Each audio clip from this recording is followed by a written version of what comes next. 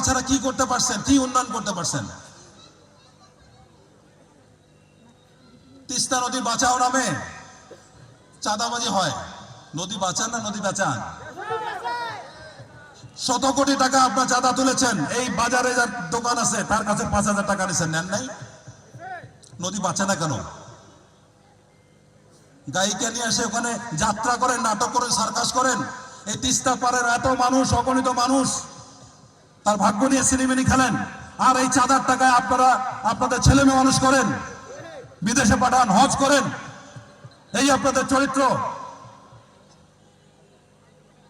আদিতপাড়ে কালীগঞ্জে তো আপনার 4 জন মন্ত্রী ছিলেন, কে 1 ইঞ্চি বাদ করতে পারছেন তিস্তা পারে?